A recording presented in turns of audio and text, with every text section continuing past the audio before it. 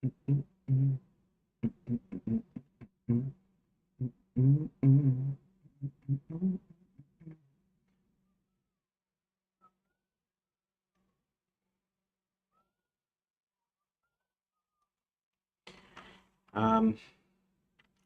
think I'm just going to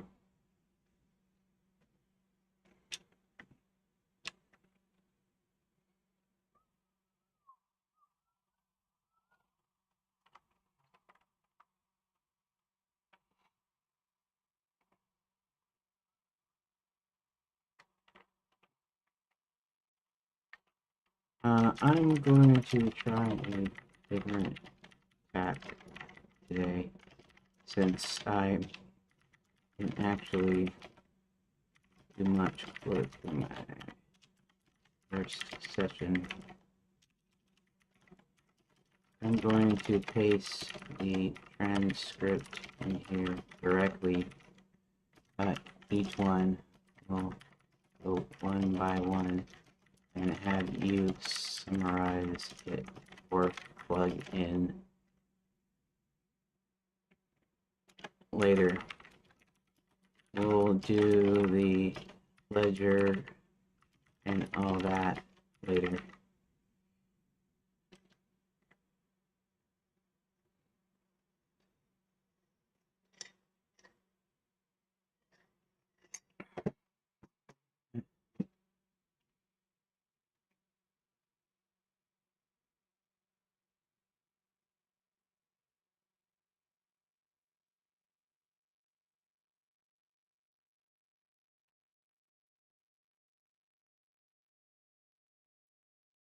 Okay. All right. It's not going to have the full context, but I'm not going to worry about that because we need to get up back up to speed. So we're going to get back up to speed. Okay. So this is all right. 271 part 1, 271 part 2, part 3, 272 part 1, and 272 part 2. Okay. Actually, let's I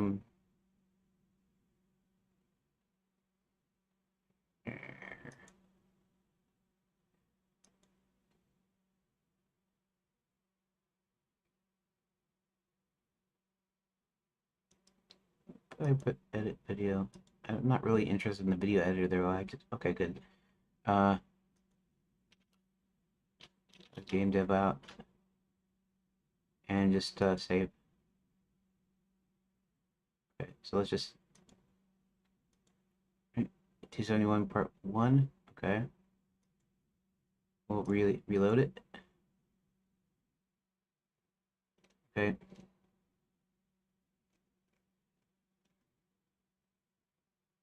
Part 1. Okay, transcript. Copy the transcript. Here is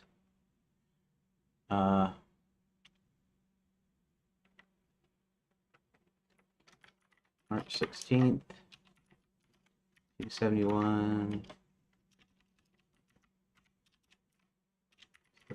271, part 1. I'm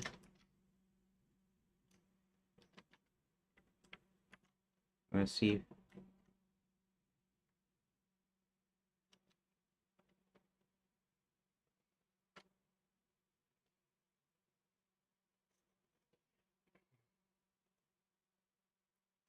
He spent Darwin someone with a bad habit of dueling and leaving notes in libraries who doesn't own. Players find Smuggler's Auto, which has the guy hid 3 essentials or smuggler needs, indirect pointers, 3 other books containing riddle pieces. 3 smuggler essentials, book pointers. Sounds more fantasy appropriate. Key decisions, wallet decisions. Shouldn't directly name this. Should be a flavor.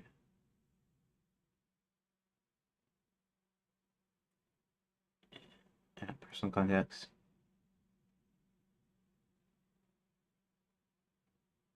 That's good.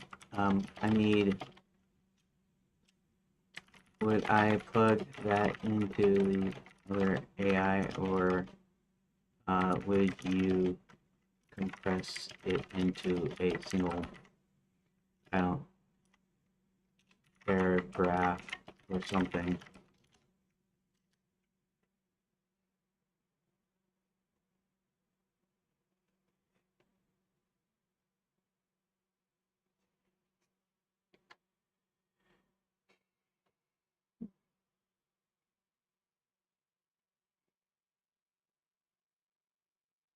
Analyze 3 sentinels.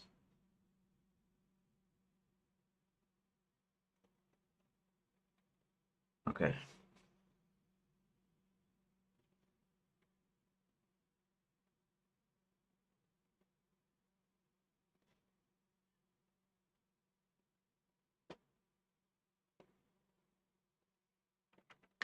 Okay, sure. Let me pull up part 2.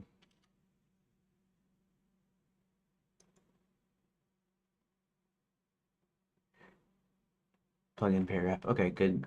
Okay. Well, I let it do that. Okay.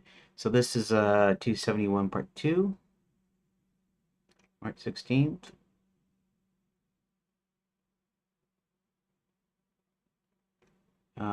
Transcript.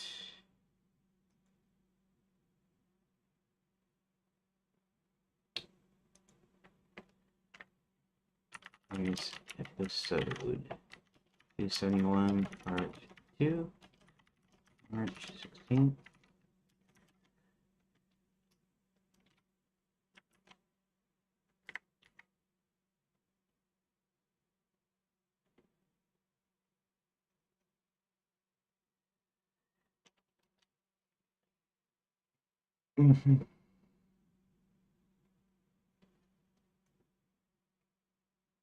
Smuggler's Library.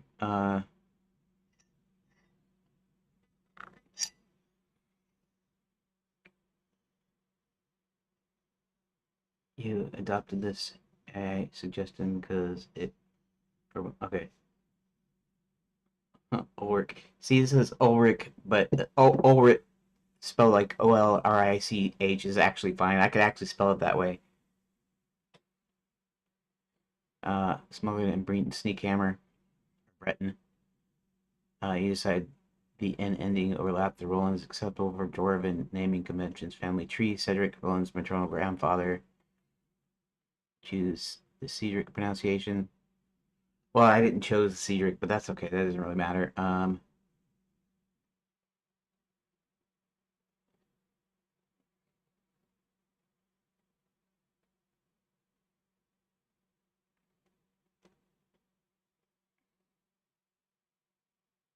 Test. Um,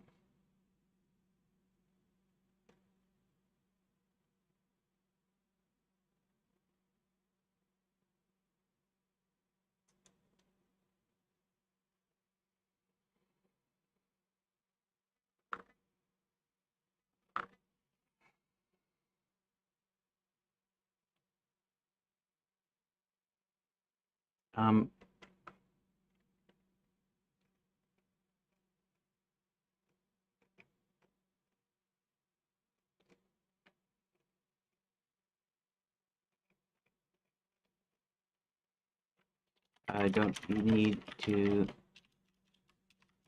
generate the plugin version.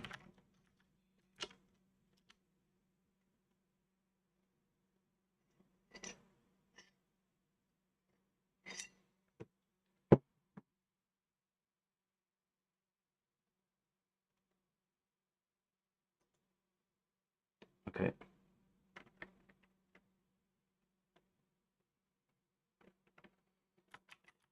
Normally, I do 2 streams in the day, and occasionally I'll do a bonus stream at night, and occasionally on the weekends.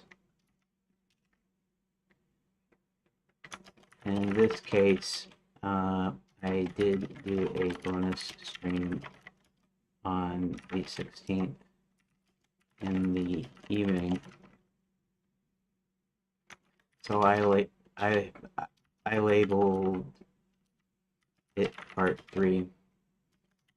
I usually now just add part numbers depending on how many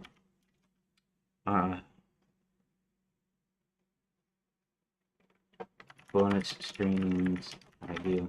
So any in the evening would be part 3, part 4, etc. Although I don't actually do anything past part 3 because evening bonus streams I can only do one of. But then if it's Friday, but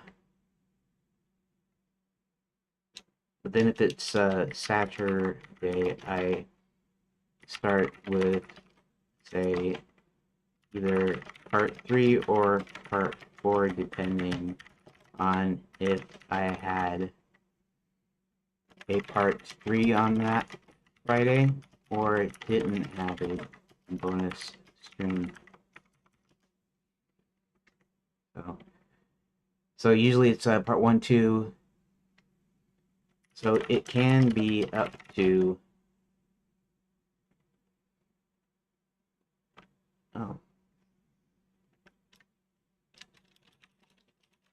so theoretically,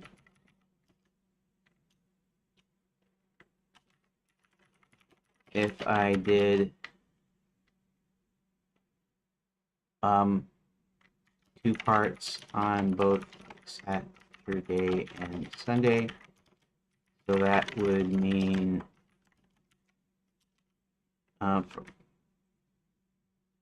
and if I did a bonus on Friday and 2 parts on both Saturday and Sunday, that would mean it would be episode part 1, 2, 3, 4, 5, 6, 7. I haven't done that many yet, but that's the way that goes. So usually 1 and 2 for most weekdays, and if I get a bonus done on one of those, it's part 3, and then I extend it to part 4 and above on weekends if I manage to do that many. I don't know if I'm making sense or just rambling. Anywho, here's the I will paste in the transcript next for part 3 of 271.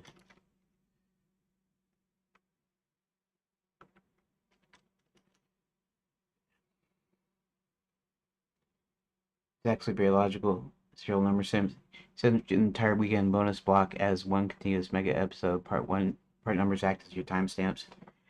If we ever see a 4 or 5, we're looking at high productivity weekend or Friday night marathon. Yep. Okay, so that's that. 271 part 3. And okay, and then we'll just go ahead and paste that into this. Paste.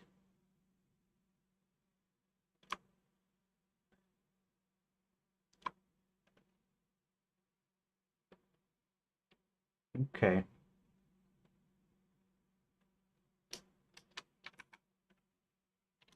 This is Monday night. 71 part 3. And actually, it already says it there, so Just send it.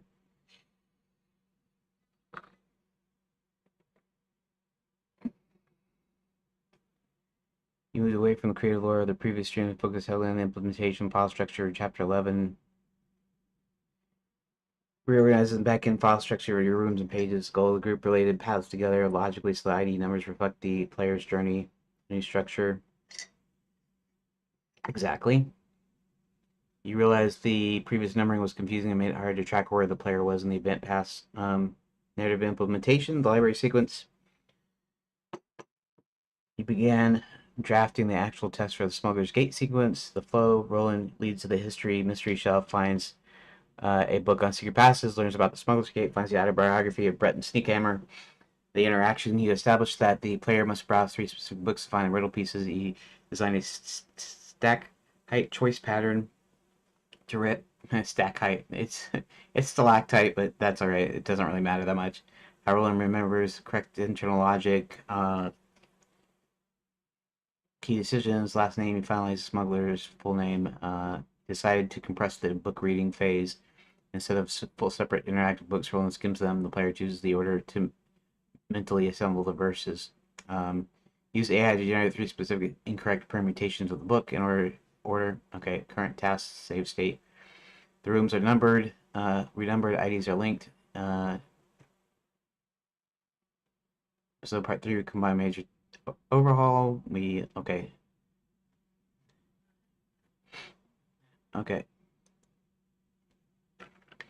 Yes, 272. So only 2 parts that day because no bonus. So here's part 1, episode 272. Okay, let's go ahead and go to 272. That's part 2. We want 272 part 1. Right. 72 part 1. Transcript.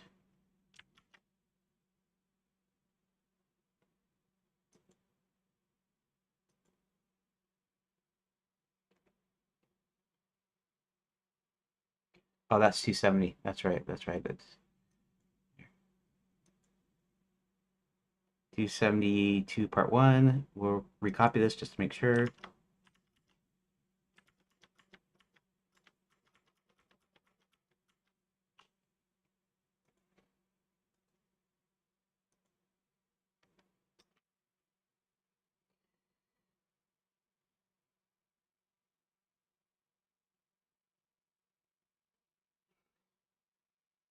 To complete logic for the Smuggler's Gate puzzle, you hit a major milestone and spent time explaining the game's vision to a new viewer.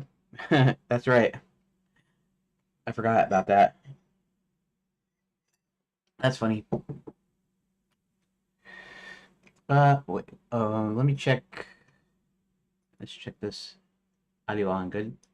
Okay, good. Okay. Landmark session. Major milestone. Solving the Speller's Sconce puzzle. Sides of all squares, elbows and knees. Summit on a sharp single point. You created a right order page, a wrong order page. If the player chooses the wrong sequence, it reflects a failsafe when Roland realizes it can't be that easy, swaps the pairs, eventually succeeds. Lore and Project Vision, the elevator pitch. A viewer named Mad Art Lover joined and gave a comprehensive breakdown of Enchanted Lands, the conflict, the gameplay.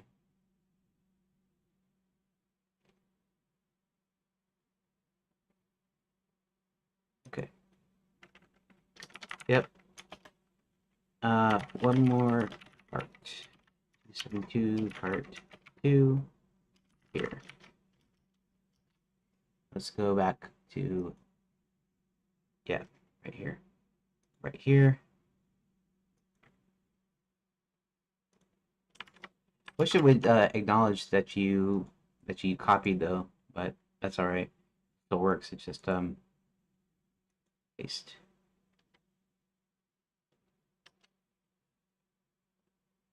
So let me see something here.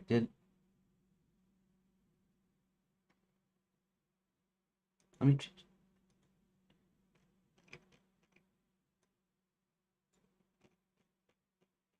Okay. Let me see if did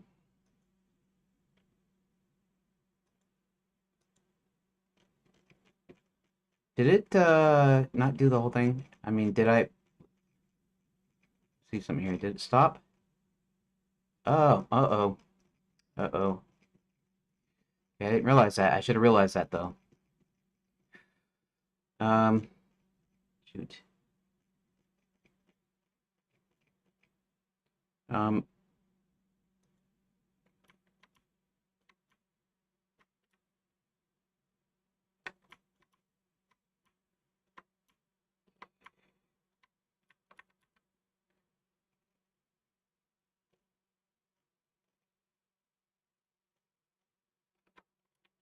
uh 273 is actually today. But there's something I didn't think about. I only noticed it on the last transcript. It was too long and only covers 1 hour when the stream is an hour and a half. In fact, all of them except 271 part 3 are that, whereas part 3 is actually 271 part 3 is actually 2 hours instead of maybe 90 minutes. So maybe I need to split maybe I need to split transcripts and do this over again. I'm just not going to get anything done today, am I?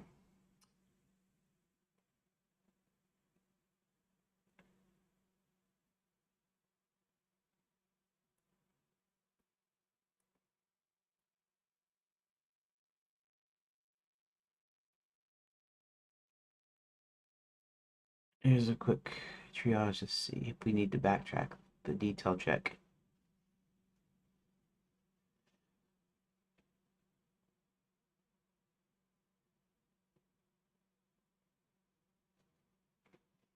Yeah.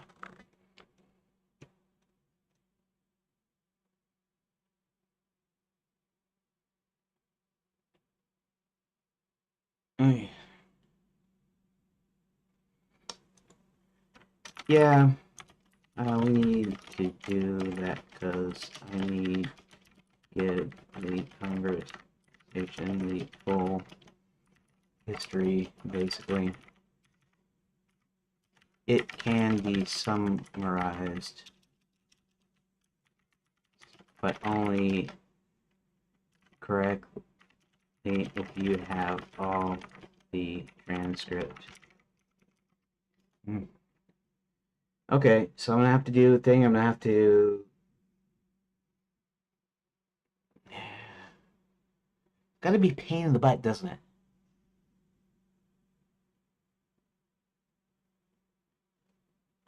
All the transcripts. What I'll do is copy each transcript over again into a text file, split them in half, save them to disk, and then attach them.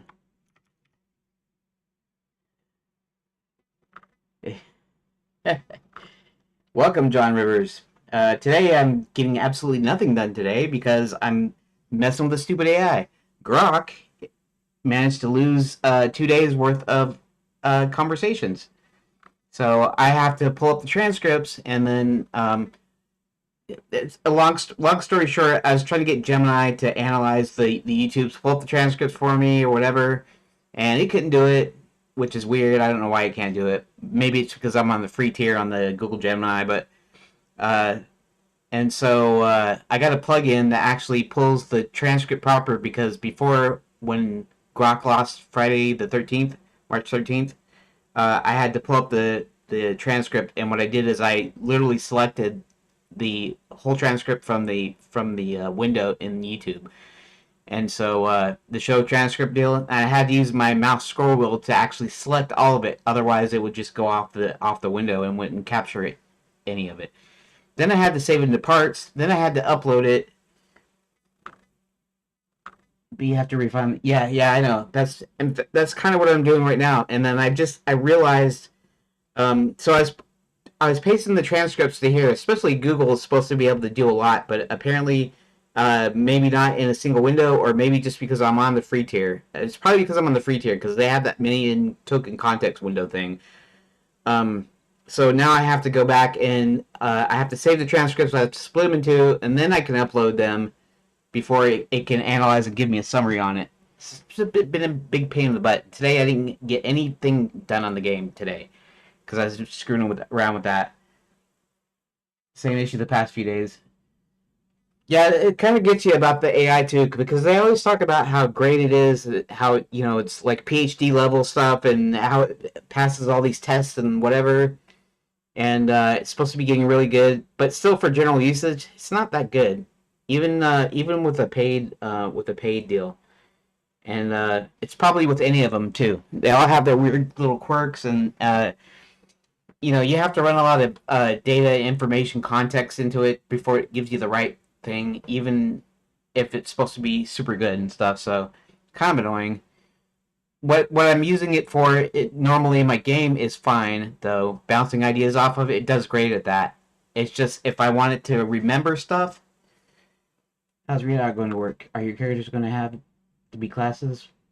I can actually show you the way it is right now because the engine is super simple right now. Right now, it's just what I showed you. Here, I'll just rerun it real quick. Uh, 1 1 1. So all I'm doing is hitting numbers. Uh, there's no space in between there. I have to put that in there later. But okay, so 2 1 2 3. Sometimes there's more than that. One to continue. 1 2 and 3. Stuff like that. It's really super simple. And here, I'll show you in script now. Script. The room is a class, right? It's actually what it is. Right now, there's no individual characters and stuff. I'll be working at that at some point. In fact, uh, at some point I'll be doing NPCs somehow. I don't know. I haven't actually worked that into the roadmap, but uh, Phase 4 I think is going to have multiple player characters. In fact, my idea, a little bit ambitious, and I don't know if I'll be able to pull it off, is you're able to play the villains. Now, don't misunderstand. I don't mean that the villains can affect the ending of it. This is still a story-based game. You still, solve puzzles and stuff. But I kept thinking in my head how you watch a movie, right? And they'll switch over to the bad guy, and briefly show like what his plans are, what he's doing, right? He's talking to a commander, or he's they're getting ready for battle or something, and you flash back to the bad guy, and then you go back to your main character, your good guys, and a majority of the movies from their perspective. And but when you read a book sometimes goes a little bit further than that, and you get to see their full process of what they're doing. A good one is like Lord of the Rings, right? They switch in between characters. They'll switch in between, like, a whole books will be about the the tower and the two towers, right? The Saruman's tower essentially, and then they'll switch back to Frodo and Sam or whatever. So I was thinking it would be great in a game that if you got to play the villains parts too, you have puzzles and stuff where you solve it to move the story forward. Ultimately, it still ends the way it's going to end because it's the way I wrote it, right? Because you play the adventure game for the story. Really, that's what you play it for. No Twitch stuff. So that you play an RPG partly for the story, but also partly because maybe you like real time, or maybe you like turn based fighting or something, or maybe you like your stats build up. Maybe that's all you like about it, and the story is kind of secondary to you. So different purposes. The best would be to start setting up placeholders and skeletons for these classes ads. Yeah. The whole thing about the phase thing is so that I add on parts of the engine. I'll show that to you. I haven't actually. I don't think you've actually seen that yet because I have it in a file. In fact, it only has 17 phases, and I actually need to add a dialogue tree for phase 18, which I don't know. This might take forever to finish. But I have a feeling that all this front loading in phase one is the story front loading, and then as I go along, it'll pick up. So the hero and the villain will share the same base class and stats component. So you just create child assets of the base actor. Yeah, something like that. This is not an RPG though, so you don't have stats. Adventure games don't have stats. You'll have an inventory. Especially if you have multiple player characters, you'll have their position. But it's what you said. It'll be a class for the character, and a base class, and then they'll all kind of inherit from that. Whatever GD script does for, I guess, object oriented stuff, it'll be like sort of like that. Room that extends resource. So this is technically a resource, but I did that partly. I forget why I did that. It has something to do with the loading them in and stuff. But okay, so you can just see this basic thing. A room file is just a description, right? So there's ID, there's description, chapter, title. Title's usually a display title. To concisely summarize every evening's achievement setback. Yes. Actually, Gemini said that, and I was working on that before I took my break. But right now, I want to do a little bit of work, so I'm just gonna have it summarize the transcripts from the Monday and Tuesday, and then I'm gonna feed it into Grok, and then see if I can do something today that marks some progress on it, basically. But as you can see, this is really simple. Layout room, all it simply is it's the 2D aspect of the room. So it actually contains a room. It's actually using what they call the encapsulation. Layout room extends no 2D because it has a display. That's why you get these little boxes. These little boxes actually you zoom in. It has the title, and then it has like a segment, like 5 lines of the actual description. So yeah, and that's all this layout room is. Layout door just has a color. And anyways, this is just for basically the layout tool. I call this a layout tool. This is a single class that loads up all of the files so that I can represent it like this, right? Because there are some issues with tool scripts, because they run while you're running the editor, right? I'm eventually gonna be continuing running the building the tool, and this is essentially the same thing. You can box select. You can move these around if you want. It remembers your zoom. It remembers your pan position, and all that. And this will eventually be a tool, but I haven't. I stopped just before adding a save capability into it.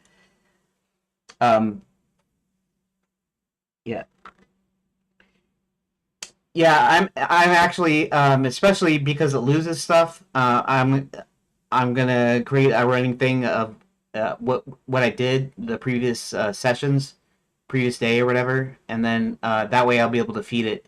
Because otherwise it saves the conversation perfectly fine, but for some reason Grok loses some days. So yeah, it looks cool when you look at it, right?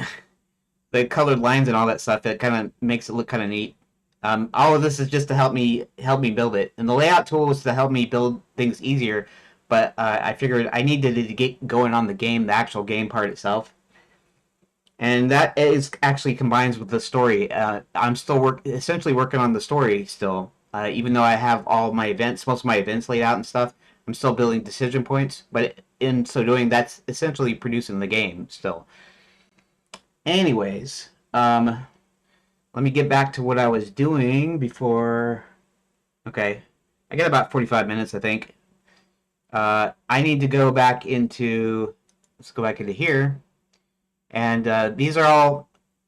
I have 5 streams that cover 2 days, so 2 streams for Monday plus a bonus stream that makes that 3, and then these 2 are for Tuesday.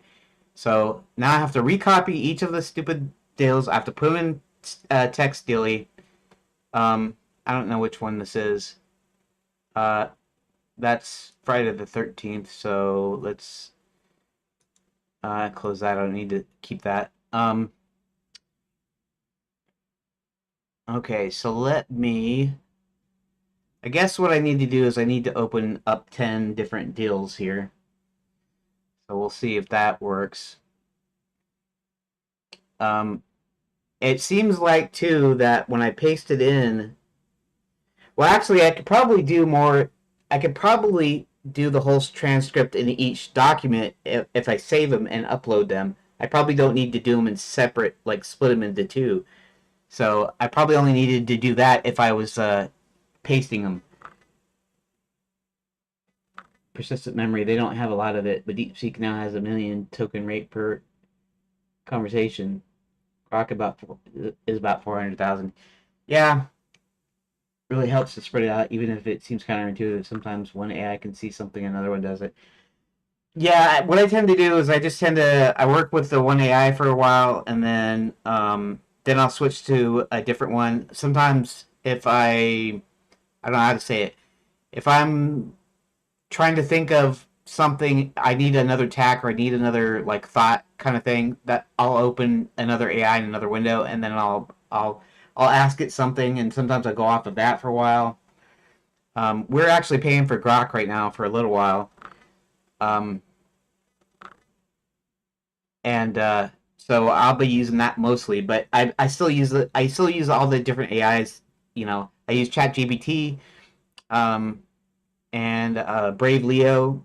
Brave Leo is just Brave Search. You know, the Brave browser, Brave Search. It has an AI search assistant, but you can ask it stuff, and it works marginally well. Yeah, yeah. The reason I'm doing the transcripts though is because Grok completely lost 2 whole days of conversations, so I have to. And then I was trying to get Gemini to summarize the content for me so that I can replug it back in and say, okay, this is what we did.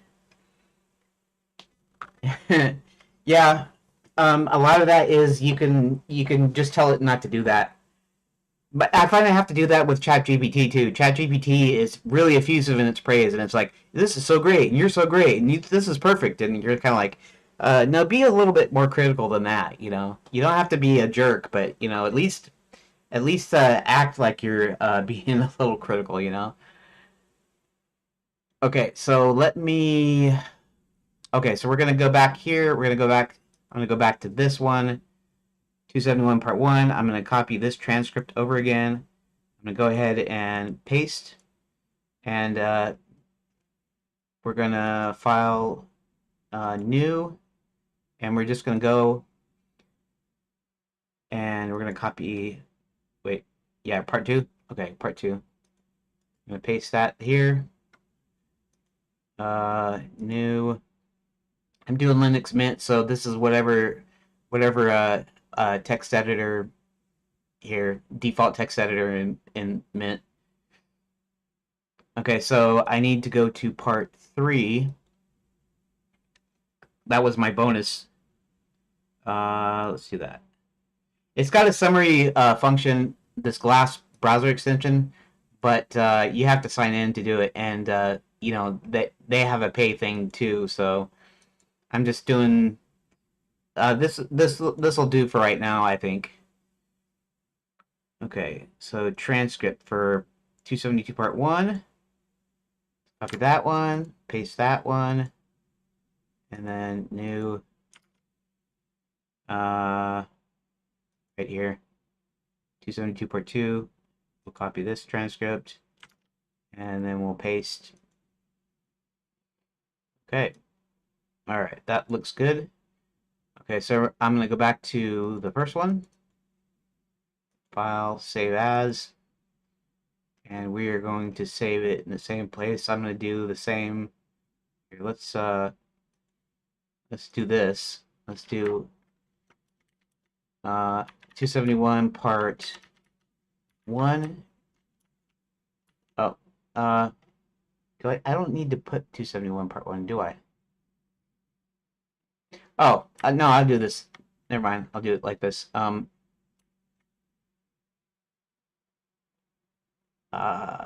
I'll do it like this, I guess. March should be March 16th.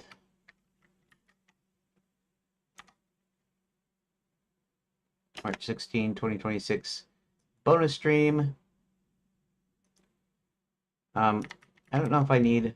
Do I need an underline or anything? I didn't have that in there. I just did it straight up. I also don't actually need the underline here either. I can just put a space in there because I can do spaces. I added it to one of my ChatGPT's memory instructions. Stop saying "ah, perfect" at the start of every conversation. Like, I know I had an idea, but be critical. Yeah, exactly. Yeah, I sometimes forget, but I actually put in a blurb of the basically the story and everything of the game, and then saying keep answers short and concise. You know, don't be effusive with praise, but be critical, that sort of thing. I actually did that in with Grok. You have the projects thing, and so you can put little instructions in its instruction box. So put that in there. You know, you can be humorous or whatever. You can be light, but don't be too effusive with praise. Don't be a jerk either. That sort of thing. Be in the middle of the road. I kind of did that sort of thing. Okay, so this is that. This is you know what I should do? I should go ahead and say 16 to 17 because all of these are a single chunk. We'll do it like that, and let's see here. Delete. We'll go ahead and save. Okay, now we'll go to the next one. File, save as, and then we'll take that one, which is 271 part 2, and that's file 2. That shouldn't have called it bonus stream though. That's dumb. I'll leave it though. It's not gonna hurt anything. Okay, so this is 2. Click save. Then save as. We'll go to that. Do this part 3. This is 271 part 3. This is 3. Okay, save. Let's go into next one. File, save as. Okay, let's find it. This will be 272 part 1, file number 4. That. And then, right, 272. Okay. Save as. They're not all bonuses. Only part 3 is bonus. Save as that, but now let's call it part 2, and it's actually file number 5, and we'll leave it like that. Save. I'm gonna see if it can take that. Yeah, its personalities are a nice touch. How many fields are there? Oh, files. I was looking at that FIELS. I was like, fields? Oh, files. Duh. There, 5 files for this one. There's 5 transcripts here. I think Gemini should be able to do it. This is just when I pasted them. I won't split them in half. In fact, I didn't even send that. So, files. Yeah. Yeah, we'll redo all of them. In fact, I'm going to attach them as files. and hopefully they won't get cut off. You can tell me if you didn't get the whole script.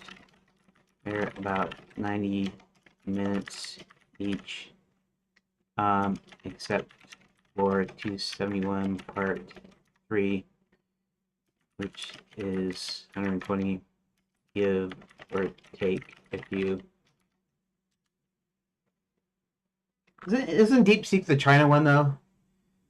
I'm always worried about doing the Chinese deals, you know? Although I'm sure you can do a lot of stuff locally, and I guess if you're not using their own like website and stuff, it doesn't matter.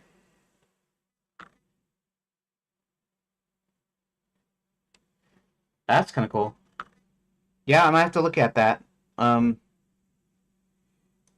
go ahead and attach. Yeah, agree. Upload files. I think I'm gonna attempt to. Okay, let's go to favorites. Let's go to this one. Let's go to this one, and then I'm gonna try to do all 5 of them here.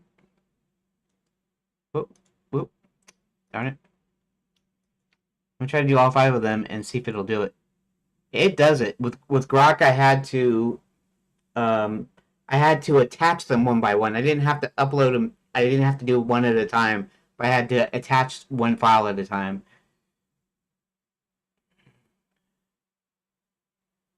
Okay. So. Okay. Selling solid pad attach better way.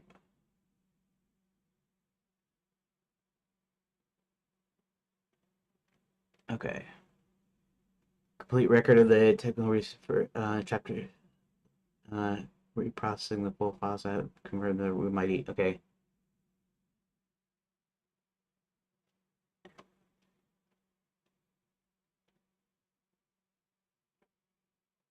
Huh. So you didn't redo part, you just compared the parts that were missing. Yeah, in DeepSeek you also have one at a time unless one dragging from the Windows Explorer window into the internet chat screen. Yeah. I didn't just compare the missing snippet. I reread the entirety of the files you uploaded to make sure every single detail discussed is now in my active memory. Full files rather than the chat. I was able to capture the granular details cut off before. Renaming the files, the readout file system, the map layout, multi-layer visual map, precise puzzle verbiage, deep lore and world building, lapsewood, the forest of fading thoughts. Yeah, I have all those 3. See, okay, so the idea is that in this forest, the longer you are in this forest, the more you forget things, and the more you forget, eventually you forget who you are, you forget where you're going and what you're doing, and you basically stop and like don't do anything, you know, till whatever comes, till you die or till somebody finds you or whatever. And the original was called The Forest of Fading Thoughts, and I thought, that sounds dumb. I mean, it just kind of sounds dumb, right? I mean, it's not necessarily dumb. It's fantasy and stuff, but maybe if it was a serious fantasy thing, it wouldn't sound as dumb. Maybe. I'm not sure. And then I was like, okay, The Forgetful Forest, and that also sounds like its own kind of... It sounds like kind of lazy coming up with the Forest of Forgetfulness. The Forgetful Forest, stuff like that. So I come up with something that meant like a memory lapse, right? So I called it Lapsewood. And then I could also use any of those other names as like alternate names. Yeah. Lapsewood is like the official name, and then sometimes they call it the Forest of Forgetfulness, right? And that sort of works in the context. Okay, so I don't know if you know... I don't know how much I told before about the game, but so it's divided into 4 lands, for lack of a better term. It's supposed to be kind of modeled sort of like on Disneyland, that sort of thing. Except for mine is more described as more like a cloverleaf. Forest of Forgetfulness would be lazy. Yeah. So it's more like a 4-leaf clover, where you have an area up here, you have an area up here, and then one here, and then you have the stem, and the stem is where kind of where you like you have your sort of like your main street kind of thing. Um, and I have two names for that. One is one I call the Renaissance Fair. It's supposed to be a, kind of an ironic name, you know, because in Renaissance fairs they try to kind of simulate, sort of, to a certain extent, medieval times, like food and games and things of this nature. And the fact that this is like a real Magic Kingdom, so it's a medieval style kingdom, so it's a Renaissance fair, and the Renaissance fair, it's sort of supposed to be like meta, it's a joke, really. It's just basically a joke that they call the main strip the Renaissance fair. But I also had another name because I had thought up this name and I wasn't sure if I was going to use it because it's a reference. I'm going to pack this thing full of references, so I don't mind doing that. But I'm calling it Orthogon Alley to, play on words, right? Harry Potter Diagon Alley, and that itself is a play on diagonally, right? The idea is it's not perpendicular, it's not straight on, right? You get to Diagon Alley by some hidden method. Well, this is like exactly the opposite. You get there directly and you go to all the four lands directly. So you can either call it the Renaissance Fair or Orthogon Alley. Yeah. Okay. Yeah. I'll tend to repeat. So you're gonna hear lots of repeating stuff because I I kind of tend, yeah, I kind of tend to repeat myself when talking about my story and stuff. So I'll tell you the whole story if you want to hear it, kind of thing. In fact, what I should go ahead and okay, let me do this first. Okay, so please provide a synopsis. It can be kind of long, but in a few paragraphs. Not super long, but enough to fit all the detail in, so I can plug it into the other AI chatbot. Okay. Okay, let me show you the phase system here basically. But I could have just stayed there in that window. Yeah, no, let's go over this one again. And actually, I'll leave those open, I guess. And let me pull down. There we go. Roadmap. Remember, right now it only has 17 phases because I still got to add one in there for the a dialogue tree, a dialogue system. Okay, so I have 18 phases, and yes, this is going to take forever to completely do it. If I would have started with the end result first and did it like a normal game, probably take a lot less time, but I couldn't wrap my head around some parts. Yeah, be concise. Uh, certain things I can't visualize, and so it's kind of big and overwhelming. So I decided I cut it into phases, and I'd add a little piece to the engine to make it more. It'll add more stuff. Eventually, it becomes a parser based, which means it'll become a full fledged text adventure. Eventually, it'll have full room locations. Right now, these are pages. So if you revisit a room, you're not actually revisiting the room. You're actually going to a new page. And so eventually I add graphics and sound to it, and I'm supposed to expand the story with each phase too. Okay, so I don't know if I told you this. I probably did. You probably heard it already, but um, the old version I started was just taking me forever because I was putting decision points after in between each beat, each line. There's like 93 lines, and so what I had after, we'll say, 9 months of work. I don't know the actual official amount of months I actually worked on it because I worked on it for a year, and the first few months were me putting my notes in the computer basically, and getting the initial parts of the engine part working. Um, but it was just taking too darn long, and I had roughly 17% of the game of the whole thing with all the decision points. And I was going, this is going to take me like several years just to get to the end of this little pass of this first phase. And so I realized I had to do something to compress it and stuff. So I reorganize them into groups. So I group the statements into what I call story beats, and then I put three to five story beats per chapter, and so I organized it into chapters. I did about 20 chapters, and now it's been kind of reorganized into about 18 chapters now. And this seems to be working so far so good. You know, I mean, it's still taking a while, but it's way quicker. I'm over halfway in this what I call the narrative pass or the event pass.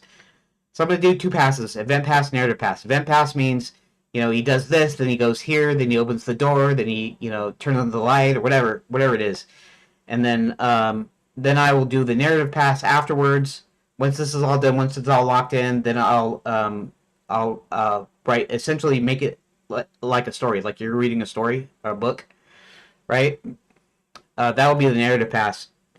And in fact, I won't be spending all of my time, all of my streams on the narrative pass. I'm going to be splitting it up, but I'm going to be doing mapping at one point. I'm going to do some sort of visual development, like concepting. Maybe I'll just get an AI to concept me some images and stuff, so I can, you know, add more visual interest to the thing, but also help me later on when I start adding graphics in to figure out what I want to do and stuff. And coding, I'll go back to my layout tool. I'll actually add the save, like I'll start adding buttons like a save button, and there'll be a few things so that I can mimic the functionality of what I do in the editor, so I can do all my editing in the tool instead of in the editor, which kind of, like I said, has a few problems when you use tool scripts because it's running all the time. You have to be wary sometimes. Like I had a problem where if you deleted a room, that it would have a link somewhere in there to said room, and eventually it would crash the system because it was deleted, but it was like still in there, so it was like hanging in there somewhere. And so I think I had to like save, or I had to do something to save it or something to make it stop doing that. And so I had to worry about, you know, stuff running at the same time, and that you're in the editor and all that. And so I decided I should go ahead and build a tool. Okay, so let's get back to this. All right, a lot of explanation. I know it's a lot of stuff, but okay. So phase one is the basic choose your own style, choose your own adventure style game, and I say style because it's not a full choose your own adventure. Like a choose your own adventure will have dead ends. It will have multiple endings sometimes, good endings and bad endings, and things of that nature. This is just more. It goes in one direction. It's only got one end, and the interactivity, the decision points, eventually they go back to the same point. If you there's a design where adventure game design where you have like little bubbles, you have little areas that are self-contained, and where you do all your interaction in, right? And then you have some nonlinearity because you'll design little pockets here and there. But basically, you have the interactive segment, and then it goes back to the story. So you have a story point, and then you have this other little thing. I call it string of pearls configuration.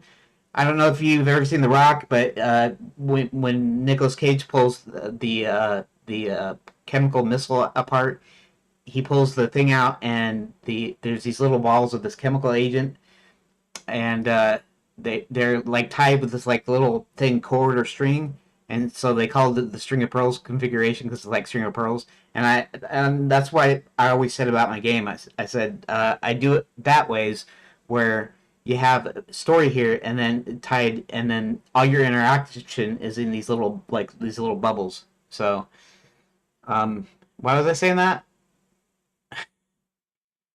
Oh yeah. So that's kind of the way I'm working this thing. You don't have like multiple paths that go off into the deal. They always have to come back the the story point. So that's the way I'm writing it. So choose your own adventure style. Um, Next, I want to separate the navigation. So you might have a choice that says go north to, let's say you're a Western themed game, go north to the church, or you know, go east to the bank and west to the saloon, right? Go south for the schoolhouse. And now in this, I would put it as a choice. You know, hit 1 to go north, hit 2 to go east, you know, 3 to go south, and 4 to go west, right? But in this, I'll separate the navigational part from it, so you'll be able to move north, south, east, or west, or whatever. And actual choices that affect things in the scene will just be the actual choices there. So that's here. The third one is room independence for reusability. Now, right now they're just pages, right? They're not rooms. They're not like locations. Like you go to a location, you go to the bedroom, you turn on your light switch, right? When you leave, you come back to the same location, and the light is still on, and you go back to the light switch. Now, if I had some loops in here that went back to the same page, then the light switch would be off again. I don't have any state tracking right now because of the way it's set up, which is going to happen later. But this room independence, what it's going to do is the game's going to act completely the same as it does, but uh, I'm going to have several pages of the same location into a single file. So they're going to have their own choice sets. They're going to have their own like description. Like I have a single description describing the room, and then whatever individual script description.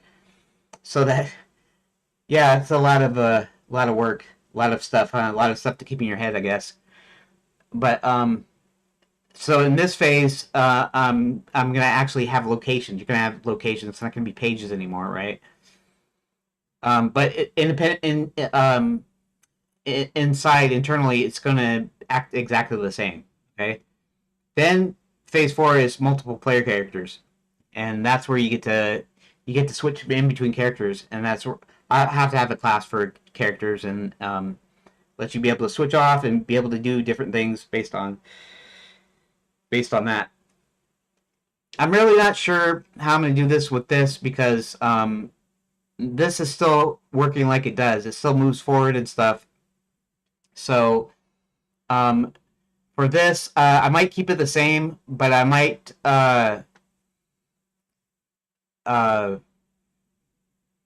have individual chapters that represents groups of people. You know, if there's a single person or a couple of people together in a location, it'll still work like chapters, but internally it'll be like I said, they'll have multiple player characters that you can switch to. You just won't switch to them until I get to actually fixing that. 5, I decided I would start adding audiovisual stuff, background music, public domain or CC Creative Commons stuff or whatever. Um, I'll be having some sketches that essentially there'll be thumbnail sketches that I'll put alongside the text that eventually later will turn into backgrounds, right? Phase 6 is a parser, and again, everything's still going to work like it does, but in this case, um, you're gonna instead of hitting the number 1, you're going to hit 1 and enter because it's going to be a command that it has to parse in, but it's still going to act pretty much the same. It's kind of on purpose. I'm kind of building on. I'm adding stuff to it and stuff, so that it's not overwhelming, right? Then we add an inventory system on 7.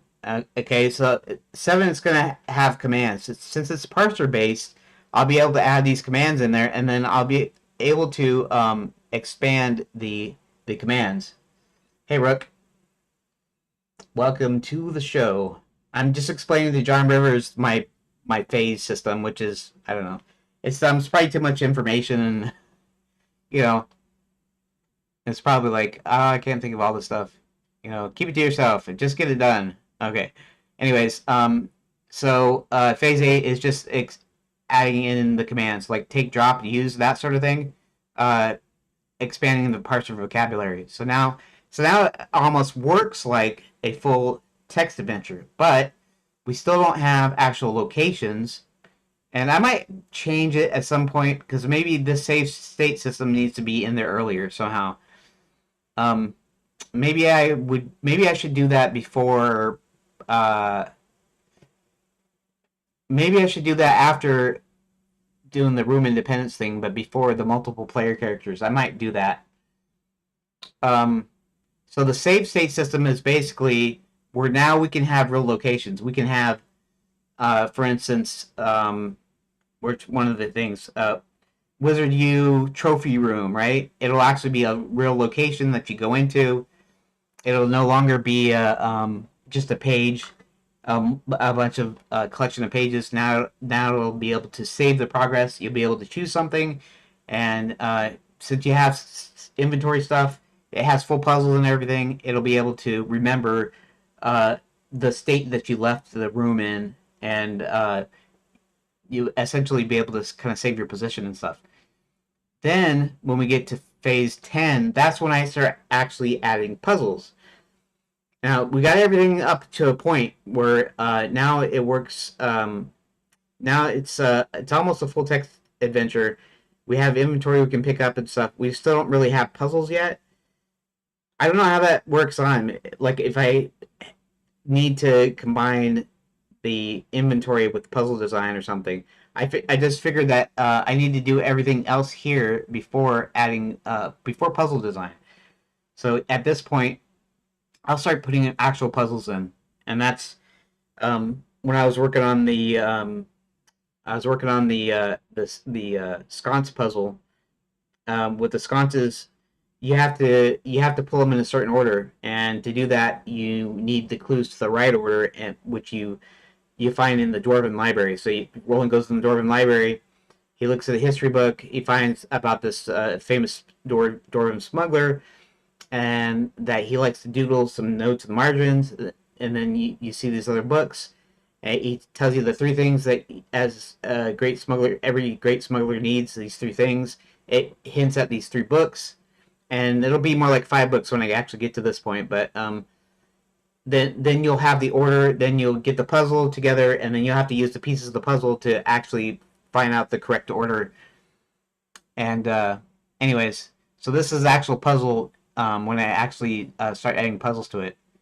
And then chapter 11 is when I start adding actual visuals. So I'll take some of those little basic deals that I did earlier and actually make them full-fledged backgrounds. Replace textual descriptions, visual descriptions, add sound effects to enhance scenes, text visuals for alignment with the narrative. And then 12 is where I actually start adding the mouse interaction, right? Clickable hotspots, navigation. He'll be able to walk to different places, different locations. 13 is just kind of a phase where it adds some feedback while you're doing it. 14 is the UI. And then 15, I have, this is way late. This is 15. NPCs as separate objects. Because at this point, now you have player characters. So now you have a player deal. It's possible that when I add player characters, maybe I should add non-player characters at the same time.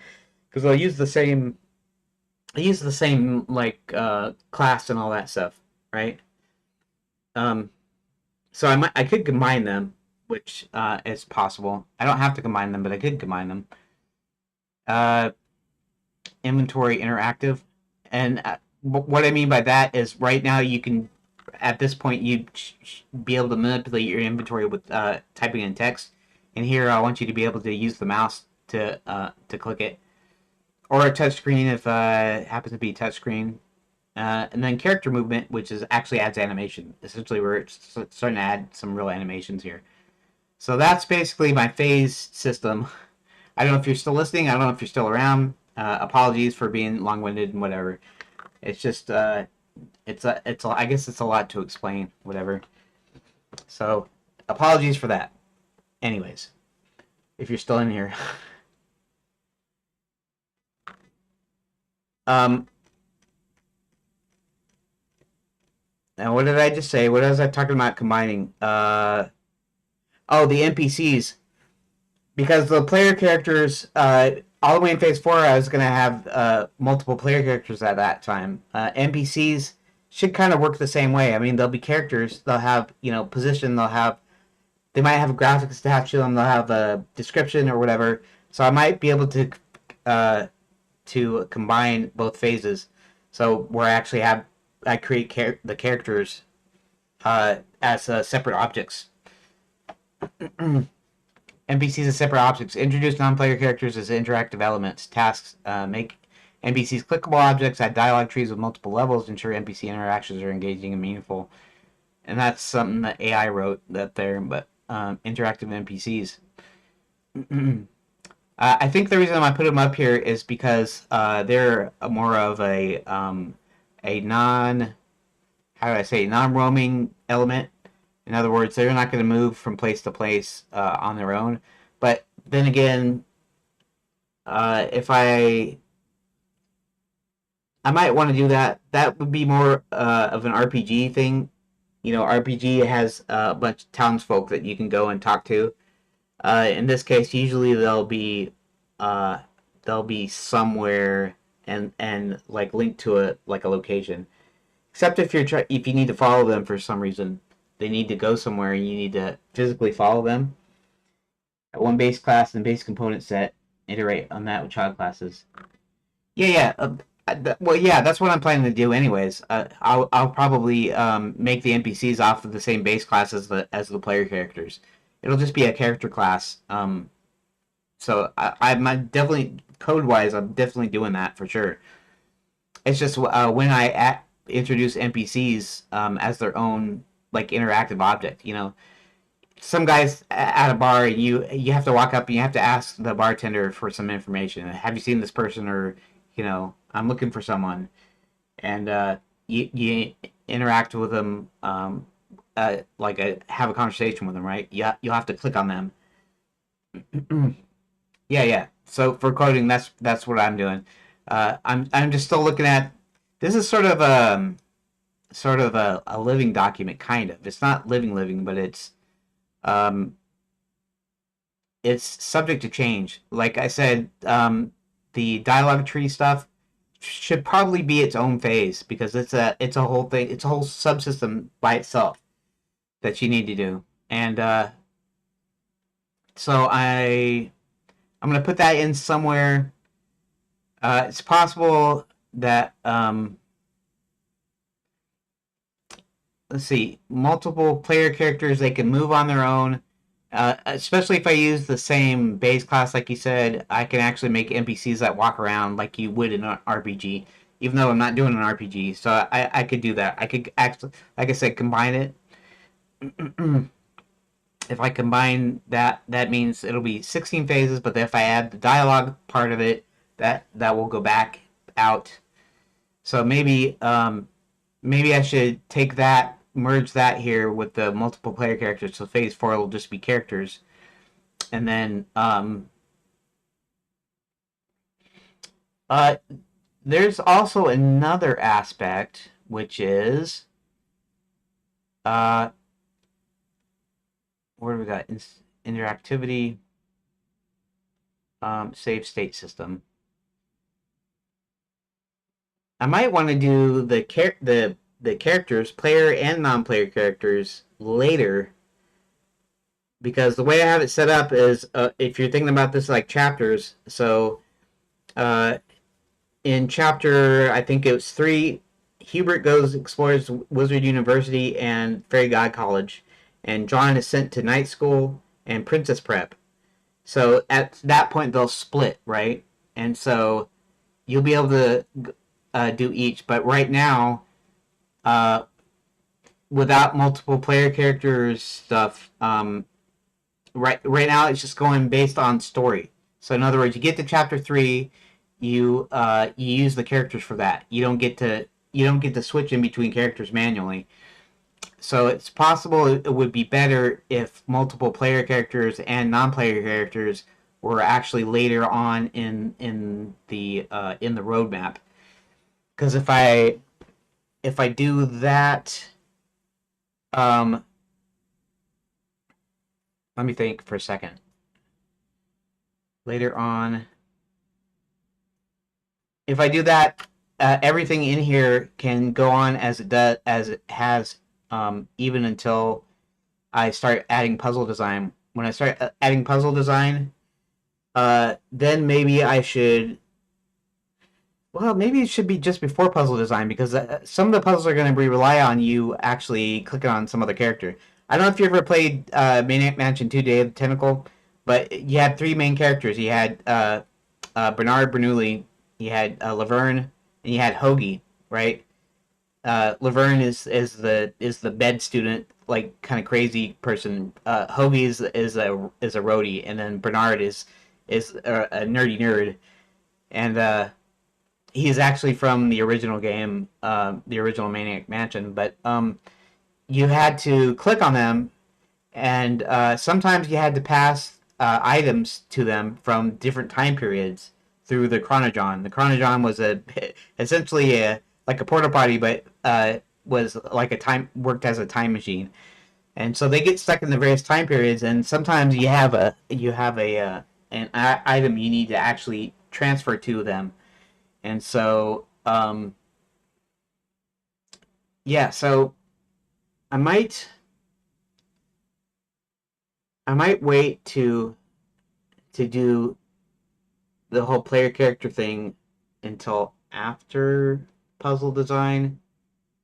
No, before puzzle design, because some of the puzzles might rely on that. So I'm not really sure. We'll have to see. Right now, I need to go back and I need to continue. And in fact, I only have a few minutes left today. But okay, covers the critical work episode 270, Mark 16 and 17, capturing the structural reorganization, puzzle mechanics, narrative setup for Kingdom. Event Pass, Smoker's Gate, Puzzle Logic, Narrative Expansion, Current Objective. Gameplay here, introduce a character-based agency. Players can choose between Roland's brute force, kicking doors down, or John's tactical approach, lockpicking stealth to reach Max's office. Okay, so let's just copy this. Thanks. I'll plug that in. Actually, I should go ahead and save that right now.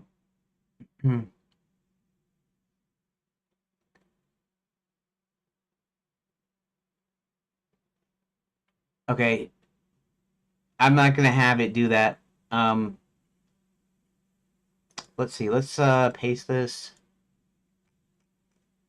I'll save as.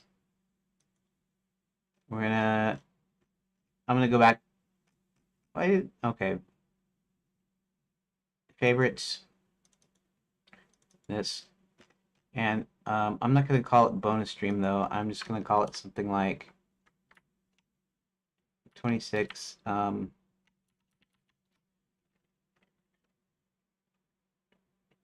Dev stream transcript summaries. That. Okay. All right, so let's go back to Grok. Just in time not to get anything done today. Not your fault, John Rivers. I have a tendency of just going. I go off on tangents. I'll talk about my story all day, every day, if you want. So that's not your problem. My problem was that I didn't get anything done in the first half because I was trying to figure out this stupid transcript stuff, and then okay. So here's a synopsis of what we did on Monday and Tuesday. So we can get up to speed. And if it deletes this day, I can at least here we go. There, that way 11 complete. Riddle locked, failsafe ID 36, Roland swaps, reverses logic on failure. Chapter 12, kicking off into the mines of sadness. Quicksilver, labor, force op, lapswood. Current beat, Roland plus John, rescue, captive Dorage, choice of brute force.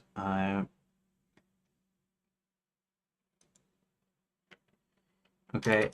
So yesterday I was really looking at how the decision points would manifest themselves.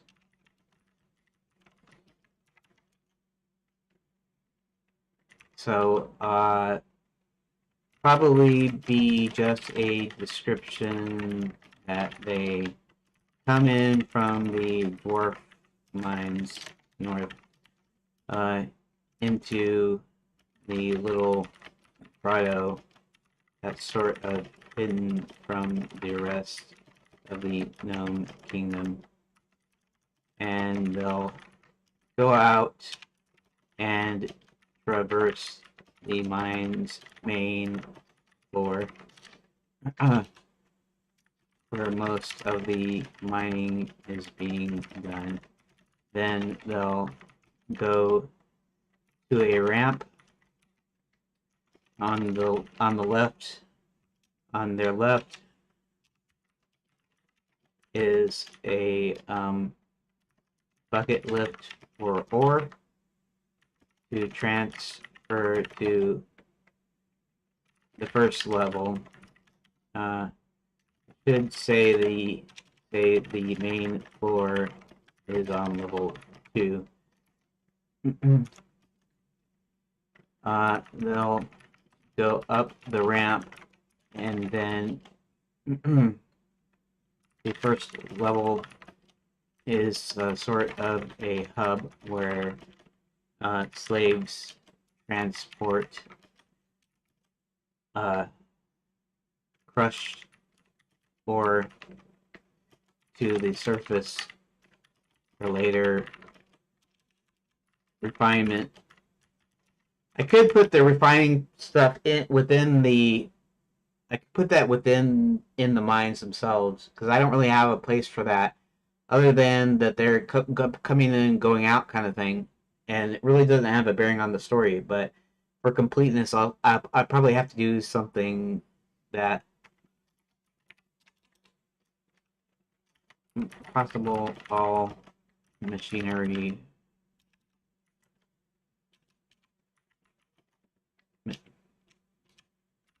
Machinery? Okay. Possible all machinery is in the mines instead of on the surface. But this is how I was picturing it. Now on the hub level, to the right would be Max's office, as he oversees the comings and goings.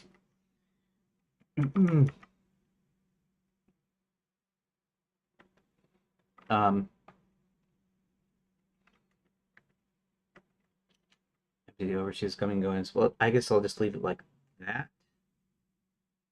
Let's see here. I'm not going to be able to do that much because I'm supposed to be off right now here. I'll get off in just a quick second. Got your layout for Chapter 12. Mine traversals coming together cleanly. North entry, grotto, main mining floor, ramp up, level 1, hub, Max office on the right, quick bounce on what you described. Hidden grotto entry, good stealthy start, ties to secret ramp from Lapswood. Main floor, active mining zone. That's a visual audio opportunity for flavor atmosphere. Ramp, bus bucket lift on the left. Nice vertical progression. Bucket lift adds mechanical flavor. A level 1 hub. Central transit point. Crushed ore moving to the surface. Machinery all in mine or surface ? Max is right off office right off the hub. Logical oversight position. High visibility. Slave traffic. Decision points seem natural at grotto exit. Scout versus charge in the main floor. Main floor traversal. Stealth path versus brute path. Ramp, take bucket lift. Risky nosy or foot ramp. Probably the foot ramp. I wasn't imagining actually using the bucket lift. I was just putting that in there because that would be a thing that would be in there. Hub arrival left or processing surface versus right. Office or direct to office. Layout feels logical for point and click flow. Clear directional choices, escalating tension as they near max. What part are you currently writing or stuck on?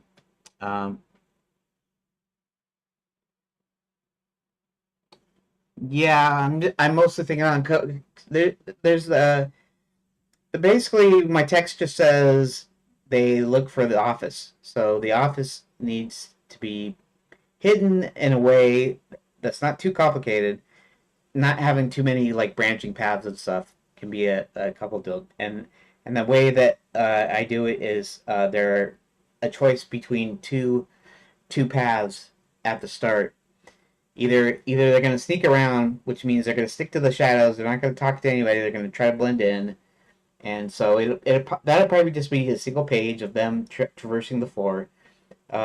With the brute force method, they'll go in and won't necessarily be quiet exactly. They'll still be try to stay hidden. When they come to a guard or whatever, somebody whipping somebody, Roland will probably come in and conk them on the head, and that'll be the end of that. Uh, we'll kind of do it like that. In fact, I'll probably put some text to the effect of they start telling people to get ready that their their escape is imminent and that that they need to get ready. So they'll just it'll just be like like a short text, like a couple of sentences. Um, okay. Well, uh, just what decisions to make. So maybe the office is sort of hidden, not real hard, but um, but maybe the two approaches based on the path they're using. Um, I could reunite the paths at some point.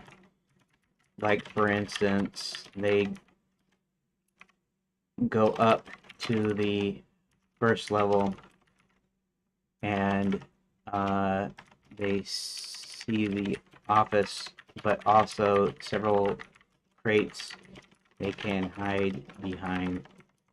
At this point, letting the player choose the direct head-on approach or the sneaky behind the crates approach.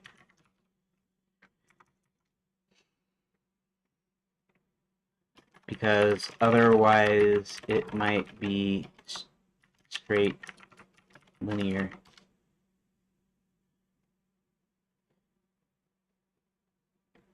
Yeah, that works. Reuniting the paths at level 1 hub. Clear fork direct towards head on. Keeps agency without exploiting the event past it and did too many permanent branches. Paths diverge earlier. Main floor level 2. Roland Brute. Sean Stealth. Both routes converge at level 1 hub. Visual cue. Office door visible, but several large ore crates stacked nearby. Obvious cover. Decision point head on. Higher chance of immediate confrontation. Sneaky duck behind crates. John style caution. And I might do a thing where, okay, so the stealthy way, more or less, is now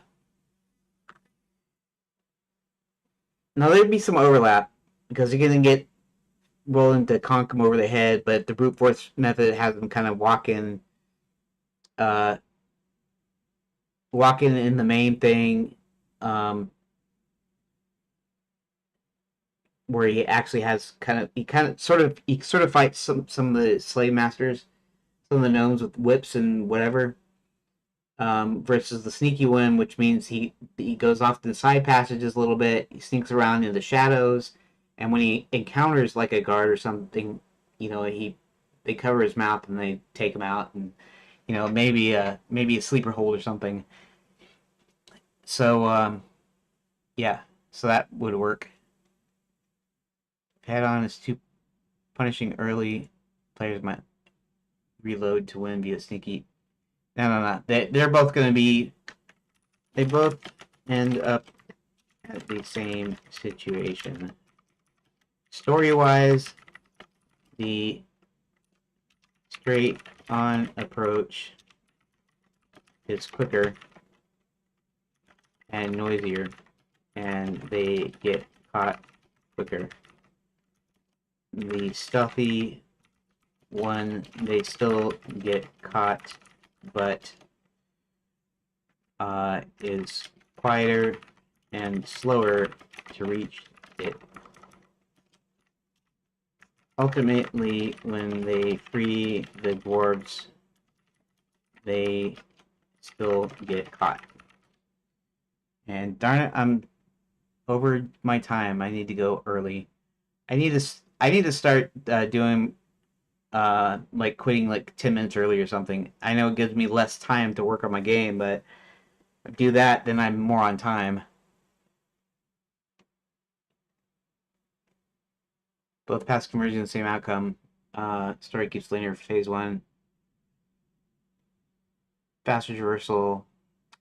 And yeah, I might do a thing where it's physically faster as far as like I might do like one page or one or two pages to get there versus going the stealthy way, which will have more pages. So it actually literally feels longer as you're playing it, as you're reading it. Uh, Slower, quieter, more breathing room, ambush, delayed slightly. Both end and capture, so no dead ends or alternate endings, just different emotional beats and pacing. I can literally add more pages or steps if you prefer to the stealthy path, so it feels longer than the brute force approach.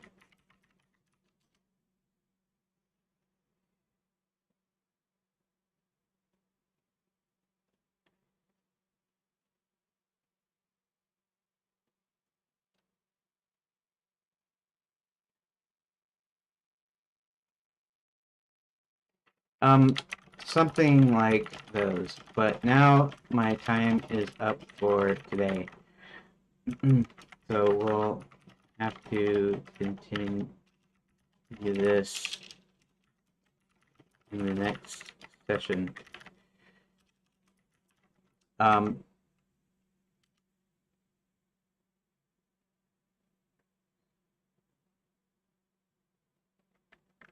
Okay, could you summarize our conversation today? From when I posted that summary, where did I put that? It's not even very far here.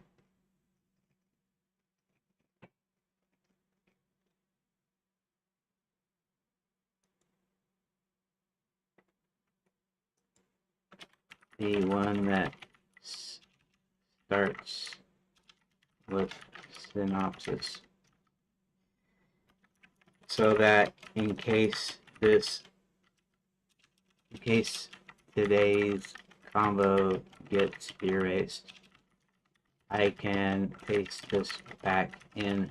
And I could probably just do it with just that text, but we're doing it this way is because of the few things that we just talked about.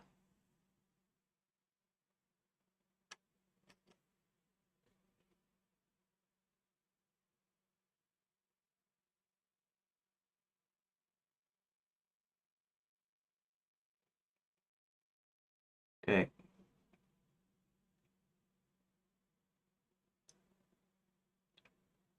We discussed chapter 12, mind layout, pacing.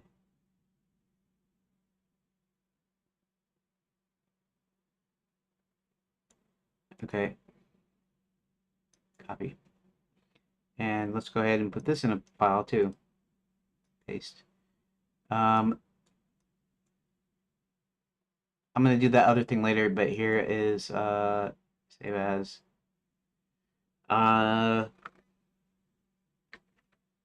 Ongoing converse.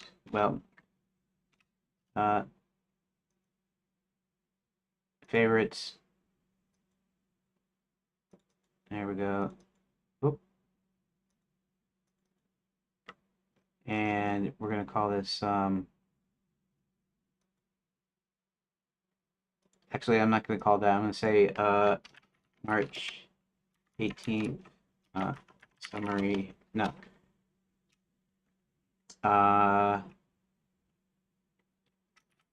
Ongoing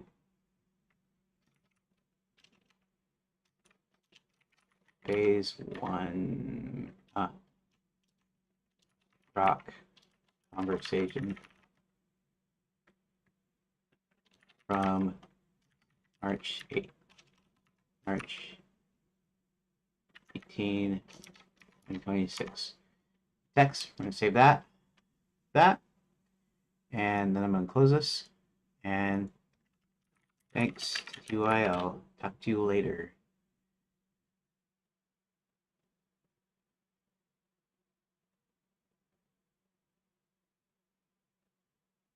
Okay, so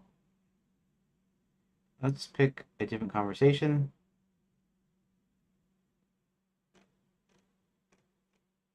Let's go ahead and hit chat.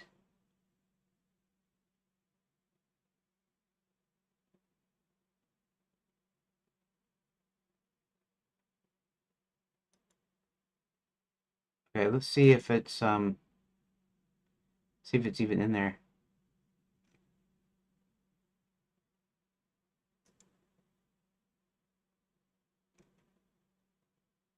Okay. All right, so everything seems to be in order here.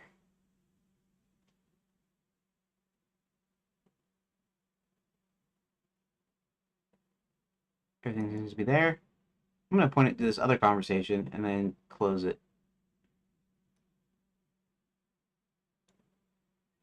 Okay, there we go. Anyways, I want to thank you for watching, for popping in, for popping out, whatever, whenever, however. Thanks for being around, and I guess I will see you in the next session. There's a small possibility it could be tonight, but I'm not saying for sure. So I'll definitely see you tomorrow at the same time, 11 a.m., 11:30 a.m. Eastern Standard Time, or I don't know, Eastern Daylight Time. I forget. It's spring forward. So didn't we just have? Anyways, yep.